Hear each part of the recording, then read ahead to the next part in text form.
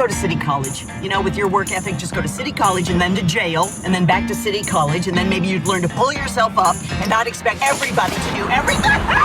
A big one for me is Lady Bird, because, you know, there are other sort of like more present ways that it may seem that I am alienated from like traditional narrative, like being super fat or being super gay. But the thing is I come from a place like the Sacramento Valley that is just like outside of what we think about. Like, we have Midwestern farms, we have the city, we have California sun and beaches.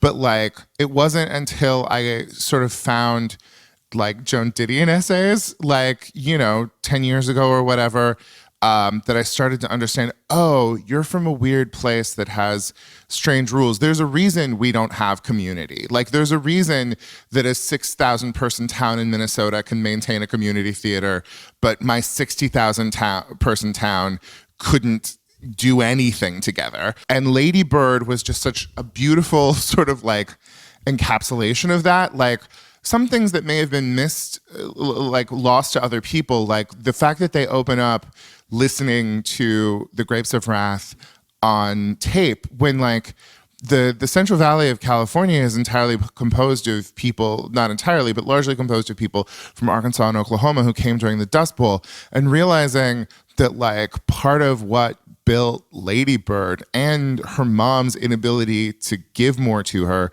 was the fact that like her parents were refugees from a famine, you know, in an almost biblical way. And so seeing Lady Bird, and also, we don't talk about this, but Other People, Chris Kelly's movie, also like about a gay comedy writer coming back to Sacramento, you know, because his mom has cancer. And that is like less explicitly sacramented, but I think contributes to Sacramento having a moment.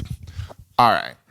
Also, are you at all familiar with the British series Beautiful People? So it was based on Simon Doonan's memoir. Simon Doonan is like a famous designer of windows at department stores, and he had memoirs about growing up as a gay kid in sort of like a working class town. Periodically, Cole Escola, on his Twitter account, will weigh in on some sort of topic by declaring he has some opinions, and then usually start them out with his experiences as a silent film actress. And then he will just provide you with 5 or 6 snippets of what would collectively be 117 tweets, he insists, if you got all of them.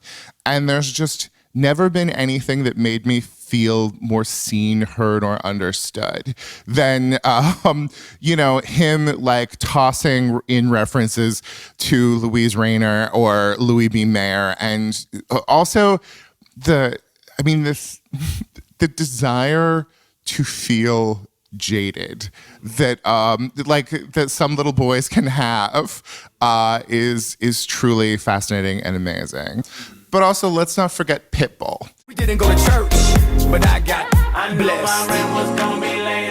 I wish I had had more Pitbull in my life when I was younger, because I am very old and I came from a very bad time in pop when everyone was trying to show how emotionally connected they like.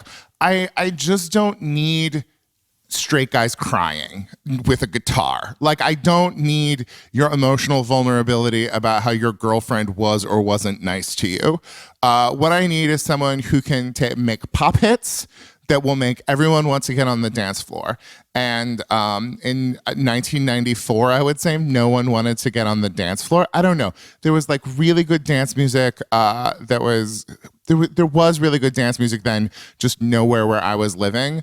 But Pitbull, man, he is a technician, and he takes his job very seriously.